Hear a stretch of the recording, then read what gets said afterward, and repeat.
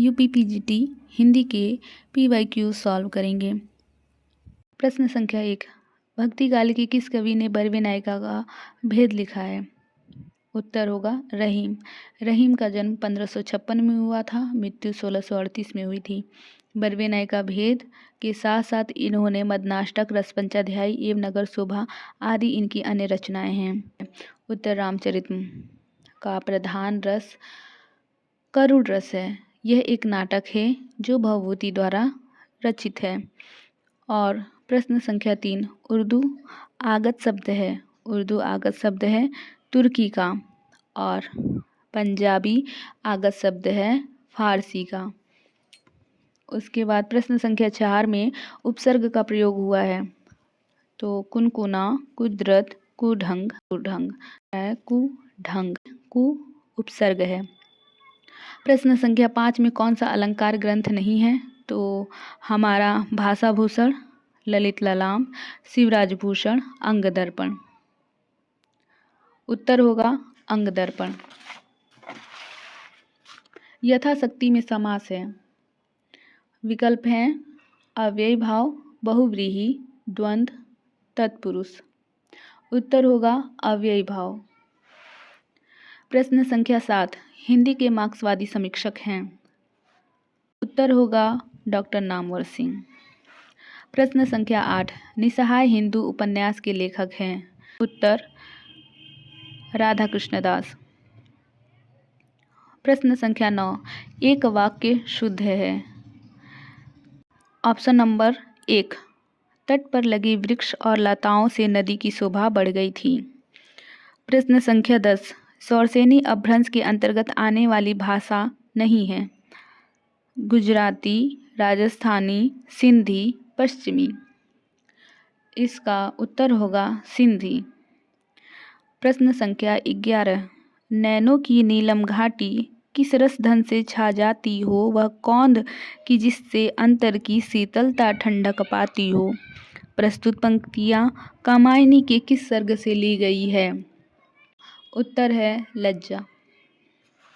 कामायनी की कुल 15 सर्ग हैं। इसके नाम हैं चिंता, आशा, श्रद्धा, काम, वासना, लज्जा, कर्म, ईर्ष्या, ईड़ा, स्वप्न, संघर्ष, निर्वेद, दर्शन, रहस्य और आनंद। उसके बाद हमारा प्रश्न संख्या 12, छोटी, हल्की, गोल और किनारेदार वाली दिखाओ। वाक्य में अपेक्षित है में होगा कि 3 अल्प विराम और 1 पूर्ण विराम अपेक्षित है। प्रश्न संख्या 13, हिंदी में मुक्त छंद के प्रवर्तक कवि हैं। उत्तर है निराला। प्रश्न संख्या 14, रत्ना का जोपम कथा पुस्तक का संबंध किससे है? उत्तर है व्रज यानी सिद्ध। प्रश्न संख्या 15, निश्चय शब्द में कौन सी संधि है? विसर्ग संधि होगी। प्रश्न संख्या 16, मरने के लिए तैयार हो जाना अर्थ देने वाला मुहावरा है। ऑप्शन नंबर 3, सिर पर कफन बांध लेना। प्रश्न संख्या 17, किस वाक्य में एक वचन का प्रयोग हुआ है? उत्तर होगा लड़के ने कहा, एक वचन का प्रयोग हुआ है। 18 10 कुमार चरित्र के रचयिता हैं। सही उत्तर है दंडी। प्रश्न संख्या 19, शैशव के सुंदर प्रभात का मैंने नव विकास देखा, यौवन की मादक लाली में यौवन का हुलास देखा। पंक्तियाँ किसके द्वारा रचित हैं? सुभद्रा कुमारी चौहान। प्रश्न संख्या 20, जब ते इत ते घनश्याम सुजान, अचानक ही भल संग सुधारे, कर पे मुखचंद धरे सजनी, नित सोचित है दु कहाँ मन मारे। प्रस्तुत पंक्तियाँ में किस संचारी भाव का उल्लेख है? सही उत्तर है स्मृति। प्रश्न संख्या 21, निम्नलिखित में से कौन सी रचना के लेखक का नाम सही नहीं है? सही उत्तर है मतलब जो सही सुमेलित नहीं है, सदाचार का ताबीज, जो श्रीलाल शुक्ल द्वारा रचित नहीं है, वह रचित है हरिशंकर परसाई द्वारा। और श्रीलाल शुक्ल के रचना है अंगद के पाँव, यहाँ से वहाँ, खबरों की जुगाली आदि श्री लाल शुक्ल की रचनाएं हैं। प्रश्न संख्या 22, कान पर जू रेंगना मुहावरा का सही अर्थ क्या है? सही उत्तर है बिल्कुल ध्यान न देना। प्रश्न संख्या 23, तांबे के कीड़े नामक लघु नाटक के लेखक हैं भुवनेश्वर प्रसाद। प्रश्न संख्या 24, आपने क्या कहा? सो मैंने नहीं सुना वाक्य में अपेक्षित है। सही उत्तर है एक प्रश्नवाचक चिन्ह और एक पूर्ण विराम। प्रश्न संख्या 25, छायावाद बड़ी सहृदयता के साथ प्रभाव साम्य पर ही विशेष लक्ष्य रखकर चला है। छायावाद के संबंध में यह कथन किसका है? सही उत्तर है आचार्य रामचंद्र शुक्ल। प्रश्न संख्या 26, संबत 1631 करऊ कथा हरिपदि धरि सीसा। उपयुक्त पंक्तियों में किस प्रसिद्ध ग्रंथ के रचना काल का संकेत दिया गया है? का सही उत्तर है रामचरितमानस। 27, एक तत्सम शब्द है डाकिनी। प्रश्न संख्या 28, जगत शब्द का कौन सा रूप तीनों विभक्तियों में एक सा रहता है? सही उत्तर है जगत भ्याम। बिहारी अकेले कवि हैं जिन्होंने ग्रामीण संस्कृति के विरुद्ध घृणा की अभिव्यक्ति की है। यह किसका कथन है? भी जवाब है बच्चन सिंह। प्रश्न संख्या 30, एक की वर्तनी शुद्ध है अनानास शुद्ध वर्तनी है। और फिर प्रश्न संख्या 31, विष्णु प्रभाकर कृत आवारा मसीहा क्या है? उत्तर है जीवनी साहित्य। प्रश्न संख्या 32, संथाल भाषा किस भाषा परिवार से संबंधित है आश्रित परिवार। प्रश्न संख्या 33, भूढ़ हत्या निबंध के लेखक हैं भारतेंदु हरिश्चंद्र। निम्नलिखित में से किस रचनाकाल ने उसकी विधा का नाम सही नहीं है? सही उत्तर है जूठन। प्रश्न संख्या 35, पंत जी की रचनाओं वीणा और पल्लव दोनों में अंग्रेजी कविताओं के लिए हुए भाव और अंग्रेजी भाषा के लाक्षणिक प्रयोग बहुत मिलते हैं। यह कथन किसका है? रामचंद्र शुक्ल। प्रश्न संख्या 36, किसी शुभ कार्य को विधि विधान और श्रद्धा पूर्वक करना क्या कहलाता है? सही उत्तर है अनुष्ठान। प्रश्न संख्या 37, शांति प्रिय द्विवेदी कृत परिव्राजक की प्रजा क्या है? सही उत्तर है आत्मकथा। मनोहर श्याम जोशी का उपन्यास है कश्यप। अंतस्थ व्यंजन है य र ल व। तो प्रश्न संख्या 40 है कि जिहाल मिस्की मकुन तगाफुल दुराए नैना बनाए बती इस प्रसिद्ध पंक्ति के रचनाकार हैं। सही उत्तर है अमीर खुसरो। भाग्य का पर्यायवाची नहीं है प्रारब्ध, भवितव्य, नियत, नियति। तो ये क्या होगा? नियत नहीं है। 42, निम्न उपन्यास में कौन उसके लेखकों के साथ सम्मिलित नहीं है?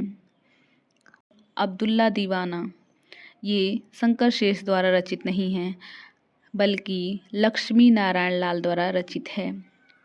प्रश्न संख्या 43, संत साहित्य के संबंध में कौन सा कथन उचित नहीं है? विकल्प हैं संत साहित्य एक वैचारिक भूमि पर स्थित है। दूसरा, रामचंद्र शुक्ल के अनुसार यह इस्लामिक आक्रमण से पराजित हिंदू जनता की असहाय मन स्थिति का परिणाम है। तीसरा है संत साहित्य को मात्र भजन पूजन की स्तर पर देखा जा सकता है। और विकल्प चौथा, हजारी प्रसाद द्विवेदी के अनुसार संत साहित्य या भक्ति आंदोलन भारतीय चिंतन धारा का स्वाभाविक विकास है। तो इसका सही उत्तर है ऑप्शन नंबर 3, क्योंकि इसमें पूछा है उचित प्रतीत नहीं होता है।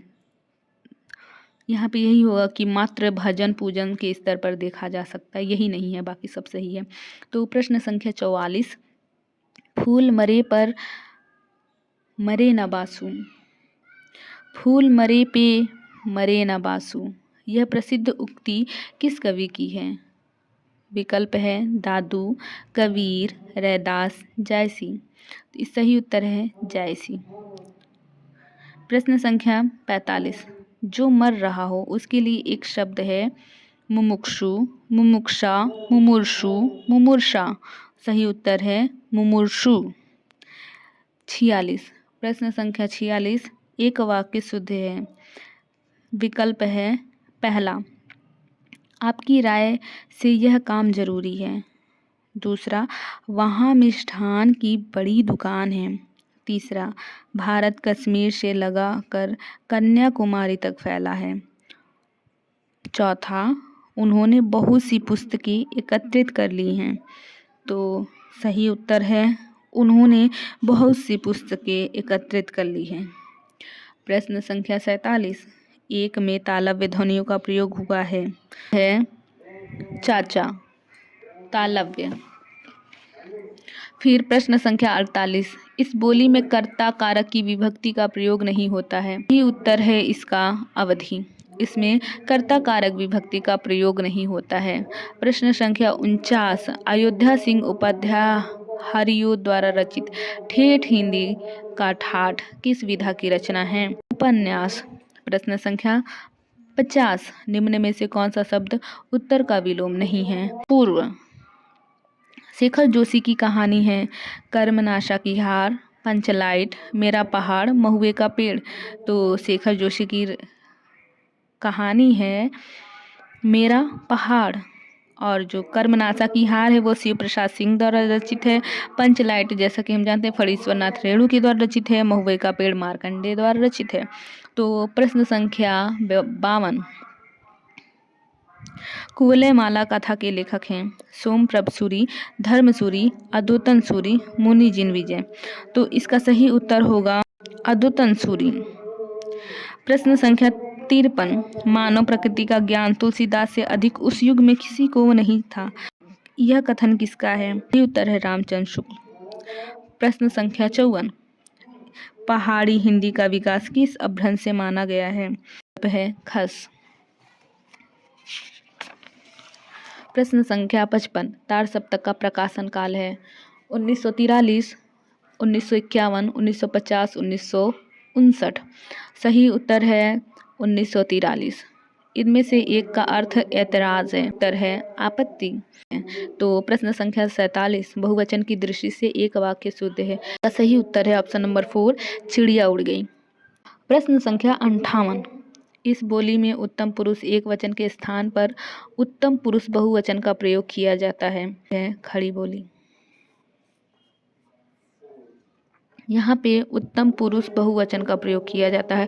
खड़ी बोली मुख्यतः मेरठ, बिजनौर, रामपुर, अंबाला, मुजफ्फरनगर आदि भागों में बोली जाती है। प्रश्न संख्या 59 नई कविता के विषय में असत्य कथन है। नई कविता के रचयिताओं में अधिकांश प्रगति और प्रयोग के खेमे में रह चुके हैं। प्रश्न संख्या 60 आंखें बिछाना मुहावरा का सही अर्थ है। सही उत्तर है ऑप्शन नंबर 4 हृदय से आदर करना। बाकी के प्रश्नों को हम कल सॉल्व करेंगे। धन्यवाद।